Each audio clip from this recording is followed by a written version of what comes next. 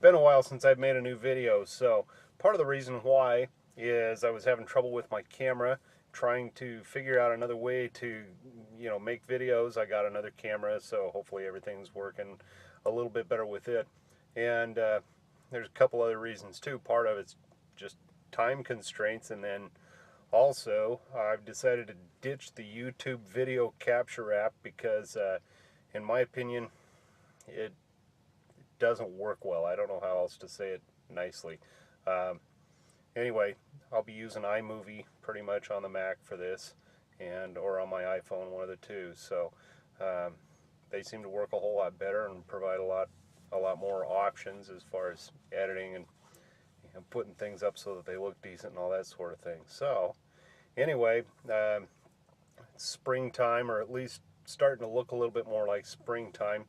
And I thought I'd talk a little bit about driving in the springtime now that we're hopefully getting toward the end of our winter weather, this nasty winter that we've had here, the 2013-2014 winter. Obviously, every season comes with its own challenges when it comes to driving on the highways, well, anywhere for that matter, but over-the-road drivers face a lot of various challenges between all the different seasons, and springtime is nicer because we have sunshine and hopefully less in the line of snowfall and these nasty storms that we've had coming through over the last winter. But we're not in the clear yet.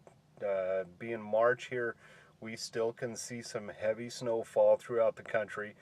Just over this last week, we've seen a lot of deep snow fall over the Midwest and Great Plains states up toward the north there. So here in the Midwest, we've got a ton of wind going on. I mean, everywhere from Colorado to Texas, I've had high winds, and with these winds, part of what we see is dust storms coming up as the snow cover melts. We end up having a lot of dust storms. I was in a dust storm 3 days ago that was almost blinding. I mean, my visibility was down to 150, 100 feet, 150 feet, something like that, or at times it would gust and I could barely see in front of my truck. So you end up having to slow down quite a bit. Not only that, the visibility is a factor, but another major factor is your truck can blow over. So I've seen trucks blow over. I've seen trucks that have literally just jackknifed and folded. Their trailers have been ripped open or folded in half. I've seen a lot of fatalities over the last month and a half or so, and part of it is due to wind. I mean, some of it's due to slick roads too, but the wind is a major factor, and just because you have a lot of weight in your trailer doesn't mean you can't blow over. Keep your speed down if it's really windy, whether you're light or heavy. You just kind of have to use common sense as far as how far to keep your speed down. You can still end up with some icy roads. Black ice is really common even this time of year. We'll get some melting through the day where there's been snow or ice, and then it'll freeze toward the end of the day. So you can end up with icy roads. We'll have freezing rain coming down through the middle part of the day and even at night. And sometimes people think, well, it's warm enough that it's not icy, but it really is. So learn to see the signs and know how to be able to tell whether or not it's icy on the road. When in doubt, consider it slick. It's breezy today, but overall it's quite an improvement over the last several days. It's warm and sunny, so no complaints there. Look at the tires of vehicles that you're passing or that are passing you, and see if they're throwing up spray behind their tires. If they are, most likely the road conditions are still wet. If they're not throwing up any kind of spray, whatever that stuff is on the road is most likely frozen and very, very slick. So that's one way to be able to tell. Another way is look at your antennas, look at your mirrors, see if they have a buildup of ice on them. Even a thin sheet of ice on your mirrors means that there's also ice on the road. And all it takes is a tiny little bit of ice on the road to be able to, make your tires break traction. And if there's wind, if you have a crosswind of sorts, or you're going around a corner, putting various stresses on those tires, accelerating and decelerating also put stresses on the tire. But any of those factors combined with slick road conditions are going to make you slide. So if you have wind, I mean, I've had my trailer blow 4 or 5 feet to the side before. It was enough to make me think I was going to have to change my pants. It was pretty bad. But be really, really careful. Watch the road conditions. Obviously, if you do have a thermometer in your truck or whatever you're driving, things can start freezing between 34 and 35 degrees. If the road is cold, if the road surface is cold enough to freeze, it will be frozen even if the outside air temperature is not frozen. So, try to use common sense, take all these factors into account, and hopefully it'll keep you from sliding all over on the road.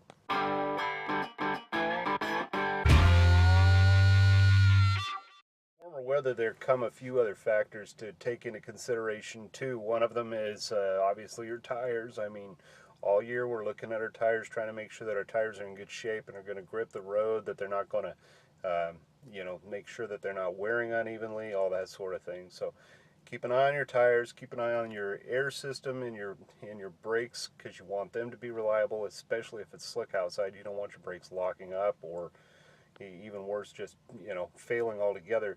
I know of I won't tell the story, but it was a bad situation here over the last couple of weeks where somebody ended up dying because a certain driver couldn't stop in time.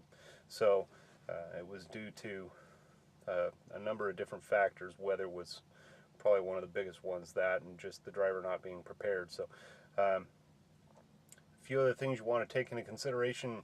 It's going to start warming up, so one day you may need the heater in your truck, and the next day you may need the air conditioning. So it's a good time to check out the AC and make sure it's charged and it's refrigerating, and you're not going to end up getting too hot if you end up running south or having a heat wave come through somewhere. So those are a few other things to consider. Pack a lot of water. I mean, hey, as the weather's getting warmer, you're going to want to be drinking more water to stay hydrated and that sort of thing, because even with the AC running, sometimes it ends up getting warm inside the truck, or you just end up perspiring more and need more hydration in your body. Back to the wind thing. We've seen several of these, like dirt devils or dust devils. They're not tornadoes, obviously, even though we can start seeing tornadoes even in the springtime. But these dust devils, or dirt devils that you see, with the funnel clouds pulling up all the dirt and stuff across the plains, they will flip a truck. They can blow you right off the road. I've seen this happen. So be really careful when you see one of these coming. It's a good idea to slow down. And I've seen them stay stationary for 10-15 seconds and look like, oh, they're not going to cross the road. And then all of a sudden they'll move like 1,000 feet, cross the highway, and then stay stationary again. So if you see one of these coming, or you see one of them off in the distance, pay attention. It could actually really ruin your day if one of those hits your truck. Seen a set of doubles that got flipped by one of those here. This was actually last summer or last spring, but they can be pretty serious. So take them seriously. The last thing I just really want to remind everybody about is springtime is the time where all the female animals are having their babies and stuff like that.